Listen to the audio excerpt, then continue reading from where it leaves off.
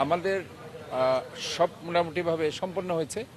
সর্বোপরি আইনশৃঙ্খলা পরিস্থিতি এবং এখানে সর্বাধিক গুরুত্ব দিয়ে পুলিশের ঊর্ধ্বতন সিএমপির ঊর্ধ্বতন কর্মকর্তারা এখন এসেছেন।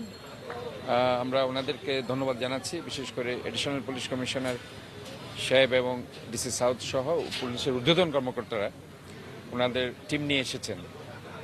আমি আন্তরিকভাবে ওনাদেরকে ধন্যবাদ জানাই। আসলে এই শহরটা তো সবাইকে মিলেই নিরাপদ রাখতে হবে এবং যারা সবচেয়ে বেশি এটার দায়িত্বে আছেন সেটা হচ্ছে সিএমপি।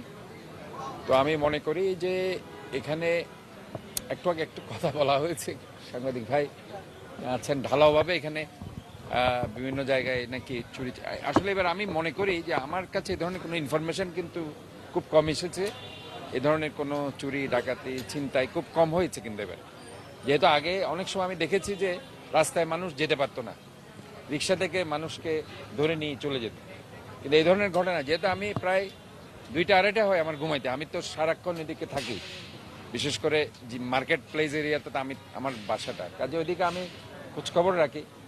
তো এই ধরনের যদিও কিঞ্চিত যদি হয়ে থাকে সেটা দায়িত্ব ওনারা নেবেন, ওনারা কাজ করছেন এবং এই ঈদের ছুটিতে যাতে করে কোনো ধরনের আইনশৃঙ্খলা পরিস্থিতি অবনতি সেটা ওনারা দেখভাল করছেন।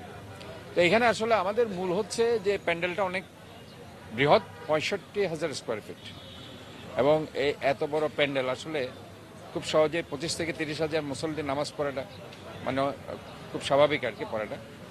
এবং আমি মনে করি এখানে পর্যাপ্ত পরিমাণে যাতে করে তারা অস্বস্তি বোধ না করে এখানে পাখার ব্যবস্থা আছে এবং আইনশৃঙ্খলা পরিস্থিতি দেখার জন্য ক্লোজ সার্কিট ক্যামেরারও ব্যবস্থা রাখা হয়েছে এবং আমাদের এখানে স্বেচ্ছাসেবকরাও থাকবে, সিটি কর্পোরেশনের বিভিন্ন পরিচ্ছন্ন কর্মীরা। আমার এক ভাই বলেছেন একটু আগে ফায়ার ব্রিগেডেরও কিছু ব্যবস্থা যদি থাকে, যেহেতু গতকাল একটা দুর্ঘটনা হয়েছে আমাদের এখানে টেরিবাজারে, আনওয়ান্টেড সিচুয়েশন। সো এই ধরনের কোনো সিচুয়েশন যাতে রাইজ করলেও যাতে আমরা মোকাবেলা করতে পারি, ওই ধরনের একটা টিম আমরা মনে করছি যে সেখানে থাকতে পারে।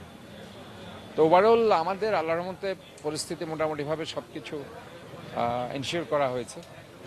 সোফার আমরা এটা আরও যেটা প্রয়োজন হলে আমরা সেটা করবো। আমরা আমাদের গেট, ছোট গেট পিছনে যেটা আছে সেটা আমরা খুলে দিব কালকে, যাতে করে সেখান দিয়ে মুসল্লিরা প্রবেশ করতে পারে। তবে আমি অনেক মহিলাদের কাছ থেকে রিকোয়েস্ট পাচ্ছি তারা নামাজ পড়ার জন্য তারা ইন্টারেস্টেড।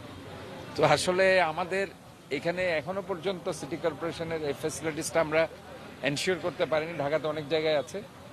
তো আমি চিন্তাভাবনা করছি এখন আসলে একদম লাস্ট মোমেন্ট, তারপরেও যদি সেকেন্ড জামাত যেটা 8:45 সেই জামাতও যদি আমরা পিছনের একটা অংশে তাদের কিছুটা প্যান্ডেল দিয়ে জায়গায় অথবা কাভার্ড করে জায়গায় করে দিতে পারি, সেটা আমরা চিন্তাভাবনা করছি।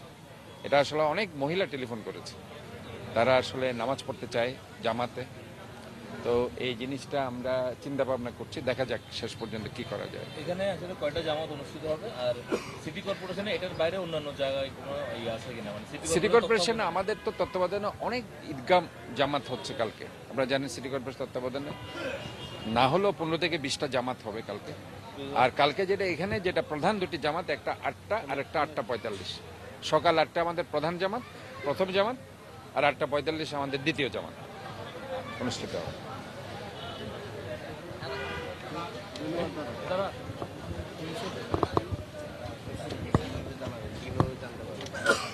সিটি কর্পোরেশনের সার্বিক ব্যবস্থাপনায় এবং সিএমপির সার্বিক নিরাপত্তায়।